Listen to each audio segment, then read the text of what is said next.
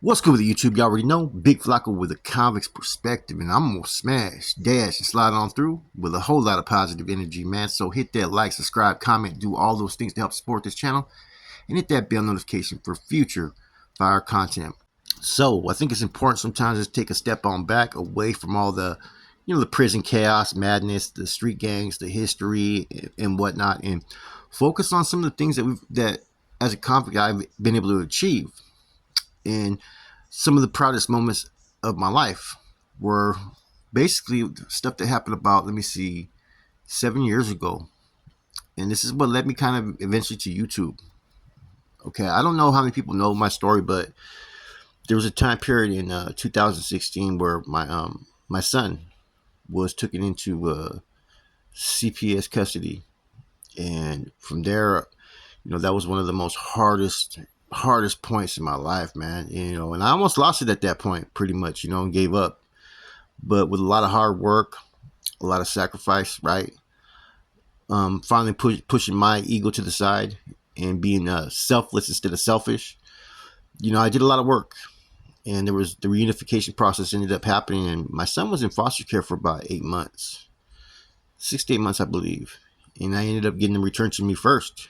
And the growth of myself at that time continued to grow. The CPS worker I had was so impressed with all the hard work that I put in at that time that they wanted me to be a parent support, what I'm saying, for newly dads that were entering into fucking, CPS cases, because I have a letter. They said I was the best ever, father that they seen ever come through as far as with a CPS case, as far as the work and effort I put into it, man. And I came into YouTube kind of with that same energy at that time because COVID hit, right? But and all the things that I've achieved throughout my life, right, whatever it may be, I think the biggest success I could sit there and say as a convict, ex-convict, you can call me, right, is the moment that I realized I could be a father up on my own and be part of a working community in society. And I think that was like something that I will always cherish, and I always know that that's who I am. That's my authentic self, is somebody that takes pride in his work, takes pride in his effort, takes pride in being a father. And no more having pride about what people think about me, about being with the gangs and so forth, man. And during that path, there's a lot of things that I was able to do. Before YouTube happened, I did 3 different parenting classes. 3. I did what you call the parent project, which is how to get group support from other parents, right? And learn different things as far as, from a young age in their early development. I did another program called Papas, which is called Supporting Father's Involvement, which was a father-only parenting class. And then finally, I did the one called PK, Parent Institute of Quality Education, which is where you learn how to be involved in your child's academics, what to do and the things that you learn outside of just being a parent, but also being involved in their school. I was a single father for a long time. So, I had support, of course, from family, right? But, those moments of, when he was young, getting him ready for school, making sure he bathes, making sure he eats, teaching him different things, man. Like, there's a video I have of my son where I'm asking him, what do men do? And he says, work hard and take care of your family. And he's about, 3 or 4.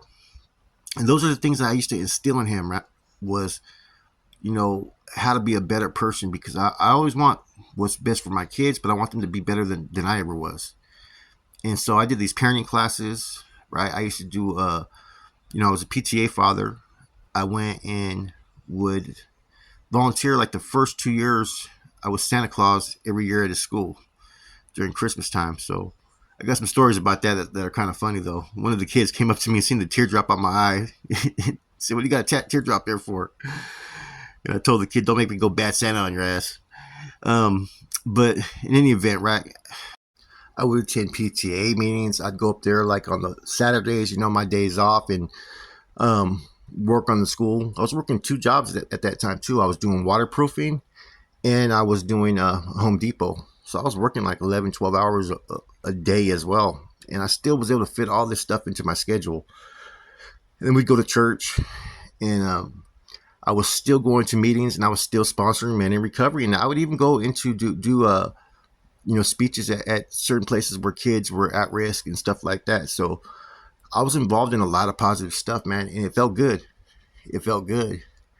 And see, those are some of the things that I will really truly um, hold that mean the most to me, was those early stages, those early years, and seeing what I'm capable of doing. And it's the same stuff that I want to get back to doing again, man, because there was nothing more spiritually cleansing than seeing other people succeed, watching their growth, seeing those that maybe have struggled, and I'm over there being not the whole purpose for their change, but I'm able to assist and let them find themselves. And it's unfortunate that you know, like I said, some stuff our egos get in the way, and I started to divert my attention away from the things that got me there. The same thing that used to keep me on the straight and narrow, right? I had to do those things on a daily basis. A lot of it was recovery based, right? The maintenance steps, if you're in recovery, you know what I'm talking about, 10, 11, and 12, right? But the thing that was more key for me was being of service and helping others, man, and being recognized and respected by my peers. And what I mean by peers is just other humankind, that didn't judge me for my past, didn't look at me with a negative, a negative view. And even if they did, I was so positively, what I'm saying, influenced, that I didn't see the negativity around me because I didn't let it fucking enter my fucking domain. It didn't infiltrate. It wasn't until I got into YouTube and some of the negative things that you see and things that were kind of unbecoming of what I wanted to be as a person started to fucking, constantly being presented in front of me. And the point of this is to show you guys that regardless how hard life may be or what things you're going through in life, man, you could always change. You can make that change and make that step forward. And I'm kind of going through that right now. I'm going through the early initial stages of getting back to being that person, and I know the work that it takes. It takes a full commitment. It doesn't take okay, I'm gonna be fucking good today, but tomorrow I'm gonna be fucking a headache. No, you got to sit there and want it. You got to finally realize that you hit your rock bottom and be willing to stop digging yourself in a hole that you already created. And it's not easy. Let's not get it twisted. But it is within one's reach if you really want it. But you have to be open to experiencing new ideas. You have to be willing, right? Willing to allow people to maybe give you some suggestions in life. Because what you've been doing hasn't been working so far, right? And that's one thing I had to keep on telling myself. Well, what I've been doing all these years, right, since I was a kid, has not been working. I've tried to do things my way. But let me be open to other ideas. And it kind of like the format. For those of you guys know the format, our future behind the walls depends on each and every one of us. Will advancement demands change. You can't keep on doing the same fucking thing expecting different results. And that's the concept of insanity. And so therefore, the things that I was able to achieve during this period, man, was like, man, I was achieving a lot, man. I helped a lot of people out, man. And that's not to fucking toot my own horn or brag, man. But, there's some people I sponsored that are now drug counselors. Some are involved in their kids' lives after like 10, 20 years. And just to see that process, man, and knowing that maybe it's not me that did it, but I was there to witness it and add whatever suggestions I could to help them. And sometimes in life we need to be open to suggestions, right? When people want to lead you the right way. And we got to understand that this lifestyle or life in general is cutthroat, man. There's a lot of scandalous fucking people, man, that just want to tear you down, that don't want to see you progress. They don't want to see you succeed. I got people to this day that are constantly, attacking me. And I don't sit there and come on here and fucking talk about it or this and that. There's that type of hate that people have. And it's just kind of sickening, because it just tells me that they're spiritually sick. If you're so mad at an individual that's not speaking up on you and not creating fucking negativity for other people around them, then why are you so worried about them? Whether they're successful, whether people want to hear what they got to say. I can see when someone's misbehaving or causing some type of fucking harm to other people by their actions. Okay, yeah, call motherfuckers out on it, man. But you got people that are so destined on seeing one fail It's a shame. They're spiritually sick. Now, I'm gonna show this video, man. This is a speech that I gave in 2000 and I want to say 2020, I believe, man, or 2019, and this was a very great achievement that out of hundreds of parents, right, I was chosen to be the speaker for the parents on our graduation night. And this was like all kinds of different people that were part of this program. They had us in different groups, and the fact that they allowed me to give this speech, man, meant a lot to me. And you're gonna laugh because I had to bend over because they didn't have a microphone that fucking could reach me. But here's my speech right here. Before I begin, I would first like to thank PK, its facilitator Sammy Jones, McDowell Principal Laurie Anderson, McKinley Principal Ms. Larson, the Petaluma City School District, and every parent here who participated in the PK workshop. Without all of you, this program would not be possible. I am the proud parent of 3 beautiful children. Michael, who is in kindergarten, attends McDowell. Sitali, who is in 5th grade, and Serena, who is a junior in high school. This is my first time taking the PK workshop.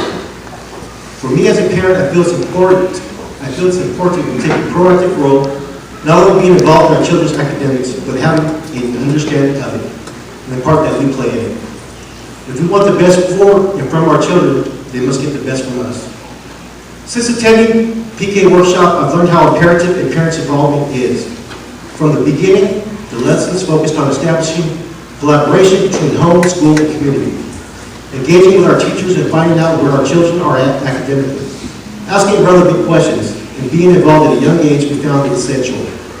PK has taught me that to promote these ideals at a young age helps to instill a mindset of higher education and exposes them to the opportunities of college. We continued in our workshops with the importance of promoting critical thinking and positive discipline to condition our children to the importance of academics. We learn such tools as deferred gratification to support good behavior and academic success. We are our children's best role models, and we are their biggest cheerleaders.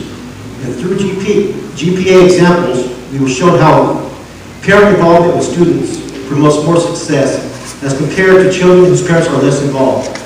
From here, we learn how to measure where our children should be academically using Common Core standards and the CAST testing system. And finally, we went over the different ways to obtain scholarship funding. This is a concise account of what many of us learned here together at PK. For myself, I can state this. The impact the PK program has had on me is a better understanding of my involvement. Before PK, I was a parent doing my best with limited information.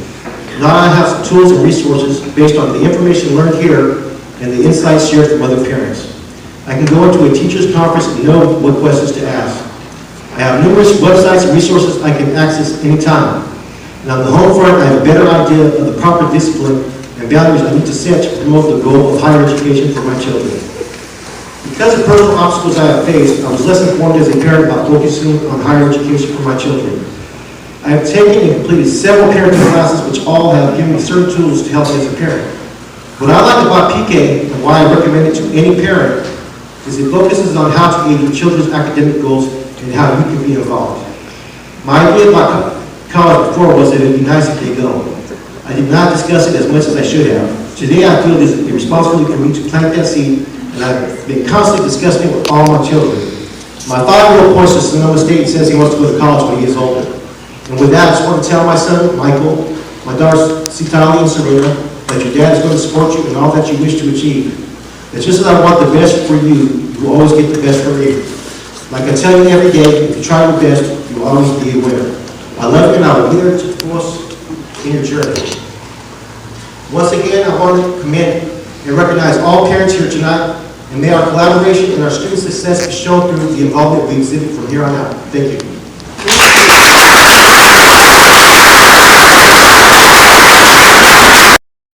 That right there was getting my grown man on.